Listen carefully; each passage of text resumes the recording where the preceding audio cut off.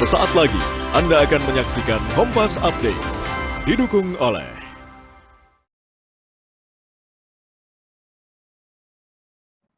Saatnya kami perbarui informasi Anda dalam Kompas Update. Saya Adisti Larasati. Saudara Perdana Menteri Israel Benyamin Netanyahu bertemu dengan Presiden Amerika Serikat Donald Trump di Gedung Putih. Pertemuan ini adalah yang pertama kalinya sejak keduanya melancarkan operasi militer bersama terhadap Iran.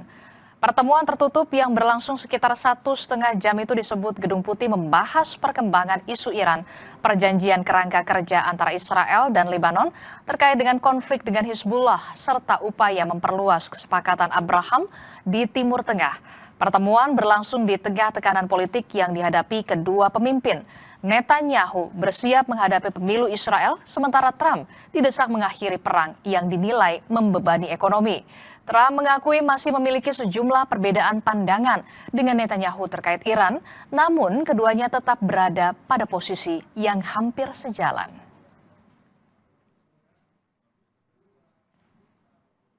Terima kasih sudah menyaksikan Kompas Update. Saya Adisti Larasati. Sampai jumpa. Terima kasih Anda telah menyaksikan Kompas Update, didukung oleh Yuk mulai gerakan 30 menit main di luar dengan perlindungan UFO 24/7. Tumbuhkan percaya diri anak. Ajak bergerak untuk kesehatan dan berkuat bonding keluarga. Nufo mengucapkan Selamat Hari Anak Nasional. Wingscan. Ragam sudut pandang, beradu gagasan di atas satu meja. Salah ngomong, saya koreksikan.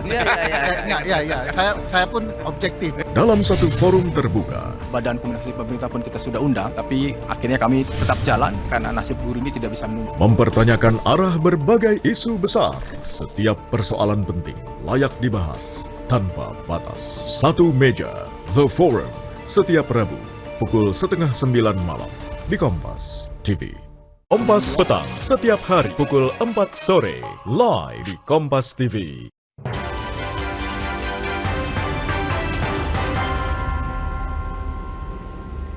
Ketegangan Amerika Serikat dan Iran kembali memanas. Militer Iran mengancam akan memblokade Selat Hormuz jika Trump nekat menggunakan aset Iran yang dibekukan untuk ganti rugi kerusakan kapal.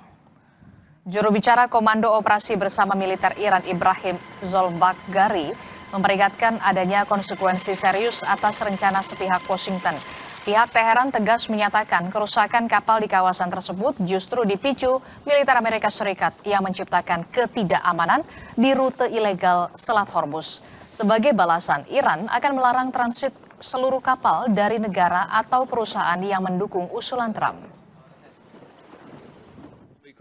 در پی اقدامات تجاوزکارانه و تلاش مستمر برای بی‌ثبات‌سازی منطقه اعلام کرده است خسارت شناورهایی که در جریان جنگ تحمیلی علیه ایران اسلامی به دلیل ایجاد ناامنی توسط ارتش آمریکا و تخلف در عبور از مسیر غیرقانونی و ناامن جنوب تنگه هرمز آسیب دیدن را از محل دارایی‌های بلوکه شده ایران پرداخت خواهد کرد. ضمن هشدار به رئیس جمهور جنایتکار آمریکا در خصوص تبعات این اقدام غیرقانونی به همه شرکت‌ها و کشورهایی که از پیشنهاد ترامپ استقبال نمایند و از دارایی‌های بلوکه شده ایران تحت این عنوان استفاده کنند اعلام می‌داریم از این به بعد نیروهای مسلح جمهوری اسلامی ایران اجازه تردد به هیچ یک از شناورهای آنها از تنگه هرمز را نخواهند داد. Jeda perang Amerika Serikat dan Iran kembali diuji. Presiden Amerika Serikat Donald Trump mengklaim tengah bernegosiasi dengan Iran untuk mengakhiri konflik. Namun, Iran justru membantah. Apa yang sebenarnya terjadi di balik pernyataan yang saling bertolak belakang ini? Berikut analisis dari pakar hubungan internasional Presiden University Teguh Reza Shah. Iran, jeda itu tidak berarti rehat, tidak. Bagi Iran, jeda itu harus diiringi juga dengan kesiapan diplomasi dan juga kesiapan perang.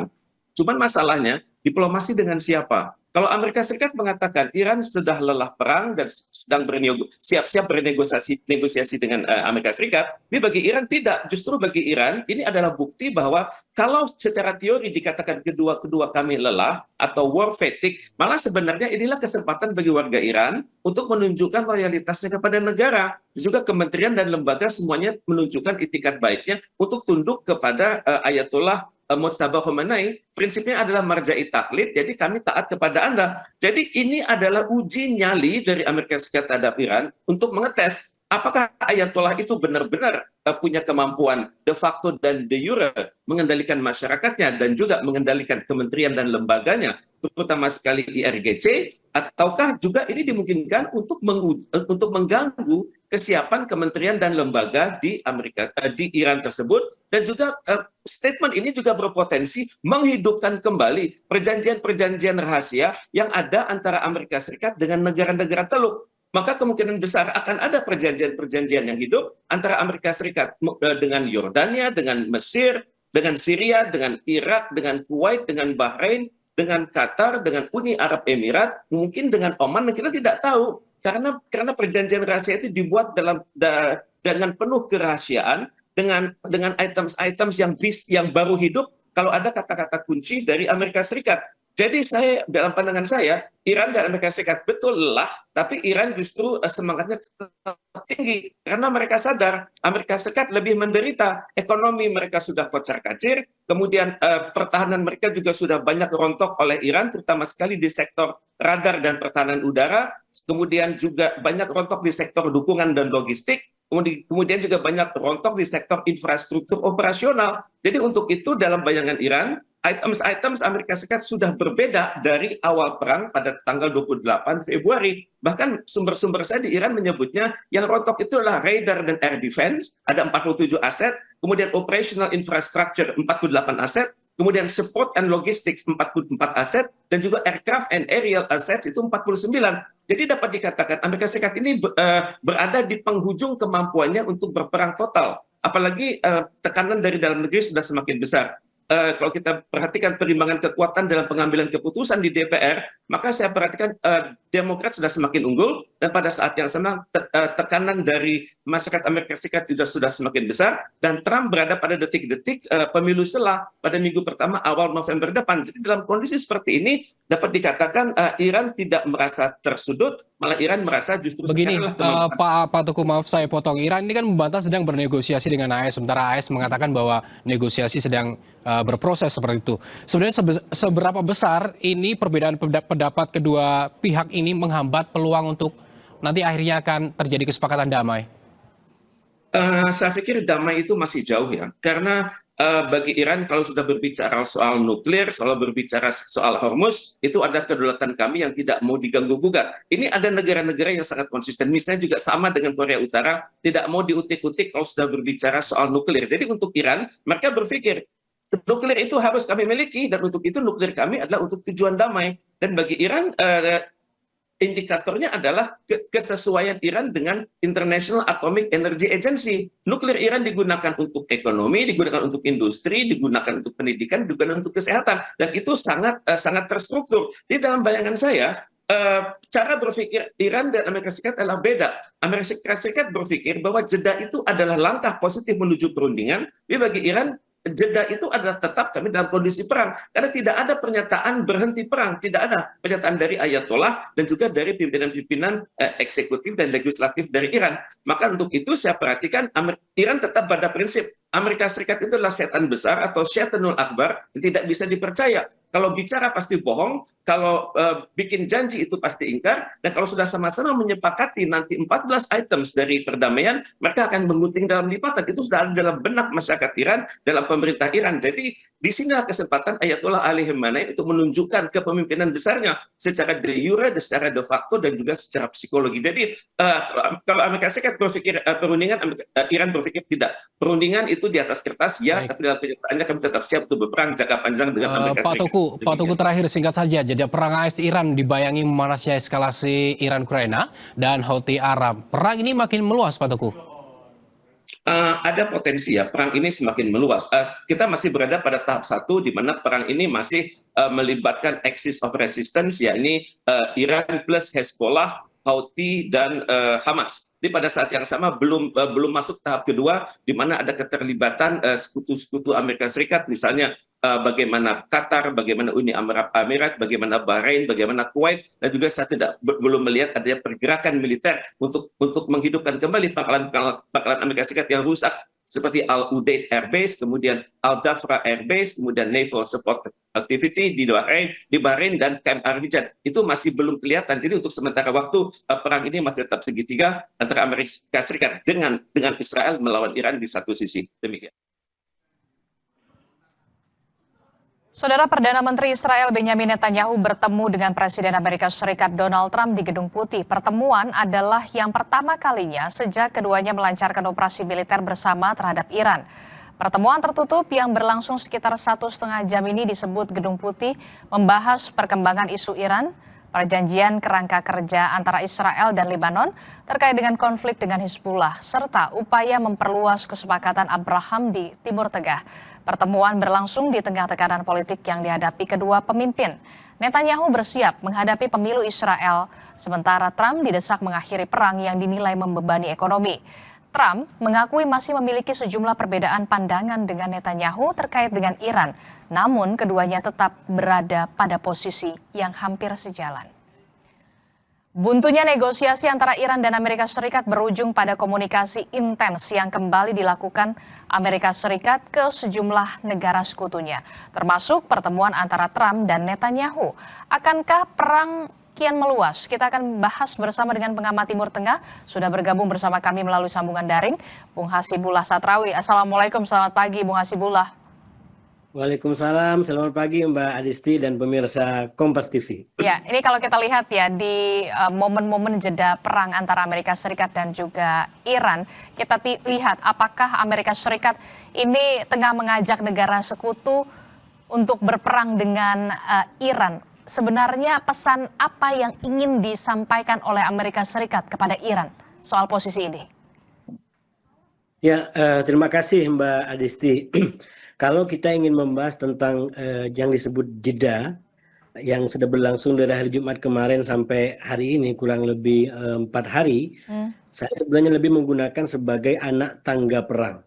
Yang itu kalau kita baca dari awal perang ini dimulai dari tanggal 28 Februari, sebenarnya Trump sudah biasa menggunakan cara ini. Jadi ini cara digunakan untuk bahasa resminya digunakan memberikan jalan bagi diplomasi, tapi sekaligus menurut saya bisa digunakan untuk membaca ulang keadaan dan kemampuan, apakah dia akan mengambil kebijakan untuk eskalatif, untuk lebih tinggi lagi, atau justru akan mengambil kebijakan yang akan lebih turun. Nah itu artinya Trump sengaja menggunakan jeda ataupun menciptakan anak tangga perang ini untuk menggunakan ngetes berbagai macam hal. Dan oleh karena itu kita tidak bisa melepaskan anak tangga perang ini dari berbagai macam perkembangan yang dialami. Nah untuk ke sana Mbak Adisti saya ingin menyampaikan dan untuk memudahkan kepada kita semua, saya dari awal paling tidak pada tanggal 10 Juli sudah menggunakan istilah perang ini ibarat buku sudah memasuki bab kedua semenjak 10 Juli sampai hari ini, yaitu di hari ke-19. Berarti kalau kita menggunakan percontohan buku, bab pertama sudah dimulai dari tanggal 28 Februari sampai kurang lebih 30 Juli yang secara hitungan hari dalam catatan saya kurang lebih berlangsung selama 133 hari.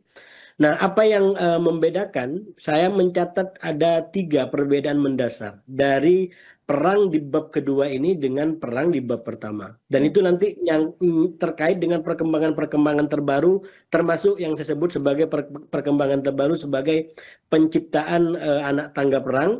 Lalu kemudian pertemuan di antara Trump dengan Netanyahu, dan yang paling baru sebenarnya serangan yang dilakukan oleh Arab Saudi dan Amerika ke basis milisi di Irak, dan juga serangan Iran terbaru setelah pertemuan Trump dengan Netanyahu ke pangkalan militer di Yordania. Sebelum ke hal-hal rinci, saya ingin menyampaikan kepada kita semua perbedaan mendasar dari perang di bab pertama dengan bab kedua. Di bab kedua ini Mbak Adisti, pembedaannya yang sangat kontras menurut saya.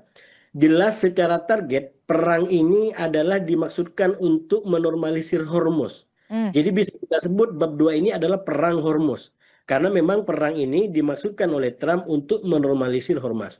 Kalau bab 2 itu masih banyak target, salah satu utamanya adalah rezim Cheng. Dan nanti kita baca secara taktikal, ini agak kedodoran bagi Trump karena bab pertama tujuannya adalah ganti rezim. Jangankan tercapai tujuan itu, malah Amerika kehilangan Hormuz yang digunakan oleh Iran. Nah, bab kedua, kalau Amerika tidak betul-betul belajar dari bab pertama, bisa jadi tujuannya adalah membuka dan menormalisir Hormuz, tapi justru dia juga terancam kehilangan selat yang lain, yaitu selat Bab Mandeb, yang sekarang juga sudah mulai terjadi. Itu yang pertama, pembedanya. Yang kedua, yang menarik menurut saya sudah sampaikan juga di beberapa media, bahwa di bab kedua ini adalah tidak ada Israel dalam serang menyerang selama 13 hari. Coba dibuka kembali, apakah ada Israel yang ditarget oleh Iran semenjak serang menyerang terjadi dari kurang lebih tanggal 11 Juli sampai kemarin tanggal 24 Jumat. Apa alasannya? Nah, ini yang saya sebut perbedaan, dan itu berkaitan dengan strategi yang saya menyebutnya mungkin ini strategi pedang yang digunakan oleh Amerika. Pedang dengan dua sisi yang sama-sama tajam. Kenapa? Ketika Israel absen dari serang menyerang ini, maka yang akan tampil ke publik, perang ini adalah akan menjadi perang saudara di antara negara-negara Arab Teluk dan kawasan.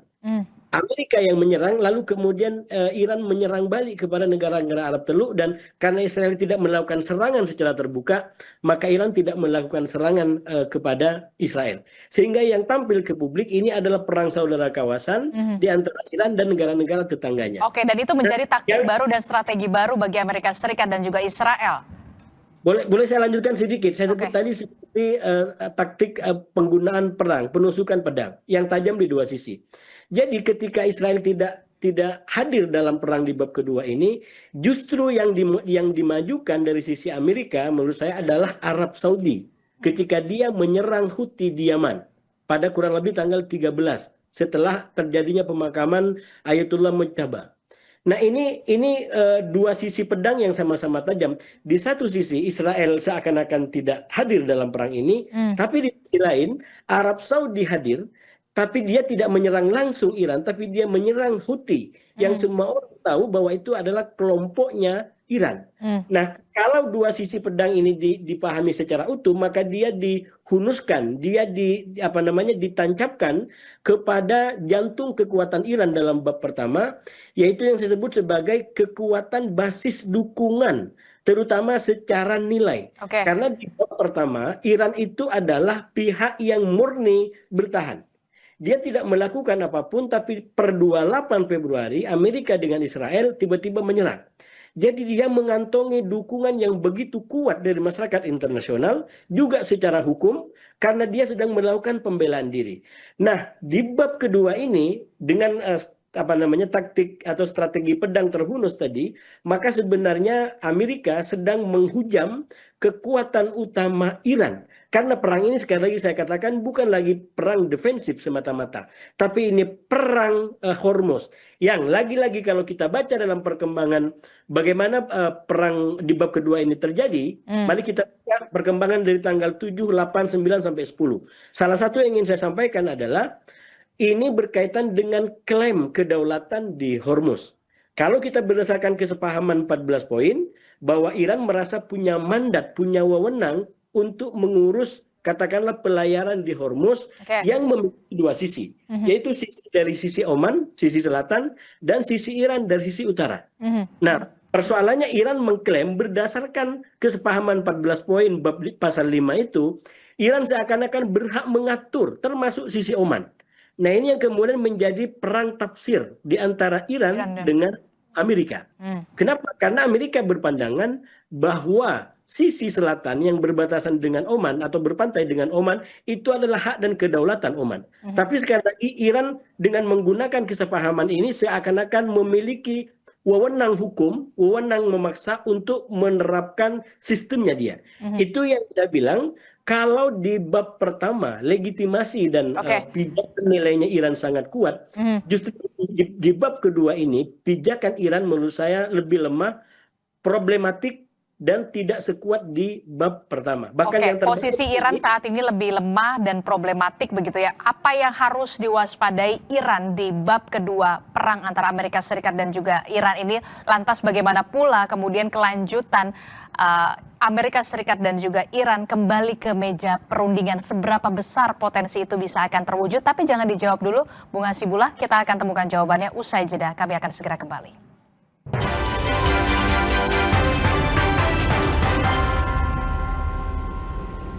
Saya pilih Le Mineral. Mineralnya bikin badan berasa lebih enteng. Le Mineral dari pegunungan terpilih mengandung mineral alami baik untuk tubuh. Segernya dapat, sehatnya juga dapat. Le Mineral. Renovit Go, kolaborasi 13 mineral, 12 vitamin, dan 4 zat aktif. Jaga kesehatan mata, daya ingat, dan stamina. Renovit Go, jaga kesehatan usia senja. Produksi Konimax. Saya pilih Le Mineral. Mineralnya bikin badan berasa lebih enteng. Le Mineral dari pegunungan terpilih mengandung mineral alami baik untuk tubuh. Segernya dapat, sehatnya juga dapat. Le Mineral. Gurihnya creamy latte sekarang bertabur hadiah emas. Beli creamy latte sekarang dapat hadiah dalam kemasan khusus. Dapatkan emas atau gratis creamy latte. Makin sering minum, makin banyak hadiahnya. Buruan beli creamy latte. Dari hobi traveling sampai sepeda gunung, jadi makin nikmat bareng Indomie goreng. Bikin hidup senikmat Indomie goreng. Saya pilih Le Mineral. Mineralnya bikin badan berasa lebih enteng. Le Mineral dari pegunungan terpilih mengandung mineral alami baik untuk tubuh. Segernya dapat, sehatnya juga dapat. Le Mineral. Segernya kelewatan. Baru teh lemon madu. Lemon tea yang gak asam, manisnya smooth. Dari Wings Food. Ini lemon tea favoritku. Beda dari yang lain. Iya lagi. Rasa lemon tea nyegerin ini. Buruan cobain teh lemon madu. Segernya kelewatan dari Wings Food. Saya pilih Le Mineral. Mineralnya bikin badan berasa lebih enteng. Le Mineral dari pegunungan terpilih mengandung mineral alami baik untuk tubuh. Segernya dapat, sehatnya juga dapat. Le Mineral. Kopi hits nomor 1, ya Top Coffee Gula Aren. Gak cuma pomo-pomoan. Kopi, susu, gula aren, ngeblend. Kopinya nendang. Gula arennya legit Top Coffee Gula Aren. I told you so. Favorit semua dari Wings Food. Saya pilih Le Mineral. Mineralnya bikin badan berasa lebih enteng. Le Mineral dari pegunungan terpilih mengandung mineral alami baik untuk tubuh.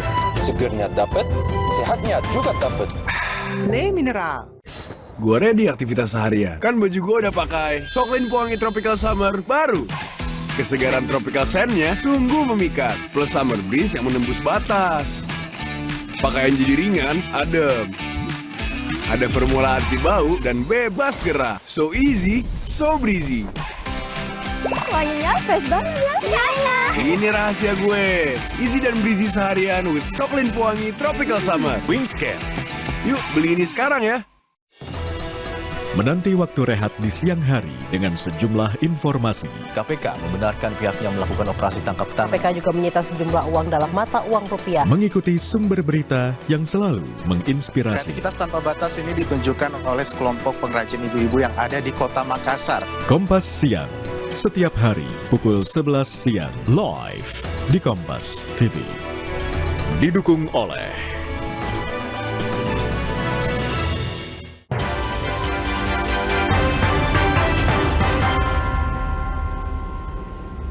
Terima kasih Anda masih bersama kami dalam Breaking News Kompas TV. Saudara masih melanjutkan perbincangan saya bersama dengan Bung Hasibullah Satrawi. Bung Hasibullah, tadi Anda sempat mengatakan posisi Iran saat ini lemah dan juga problematik. Lantas apa yang bisa dilakukan oleh Iran dan apa pula yang harus diwaspadai dengan posisi Iran yang saat ini dengan lemah dan juga problematik?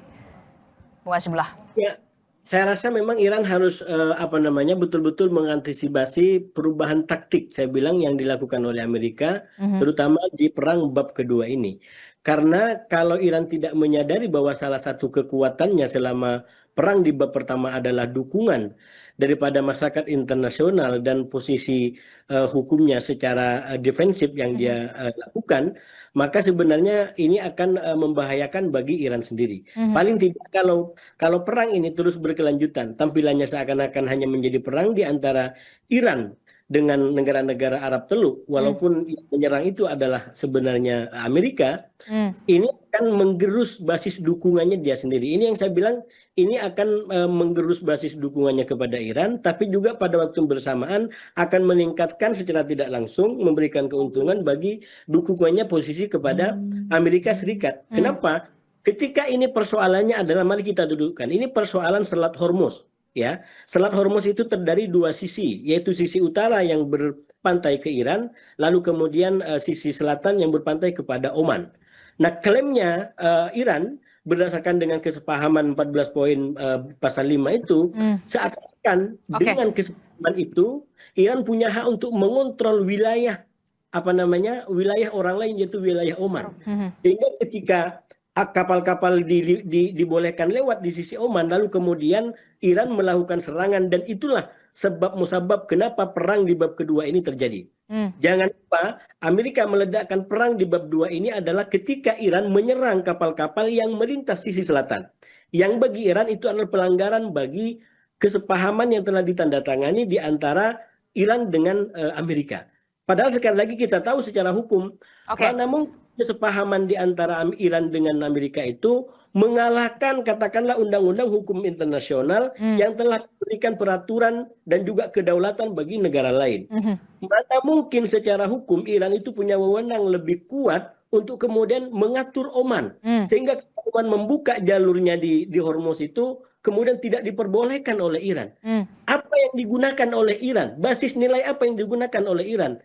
Paling jauh Iran hanya berpegangan kepada kesepahaman di antara dirinya dengan Amerika.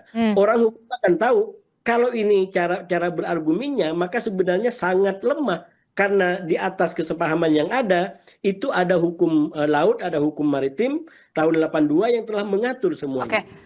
Dari aspek itu, maka sebenarnya itu yang saya bilang, paling tidak posisi nilai dan hukum Iran dalam perang bab ini lebih problematik, jauh lebih lemah dibanding bab pertama, di mana memang mengantongi pembenaran dalam segala hal karena dia berada pada pihak yang diserang lebih dulu.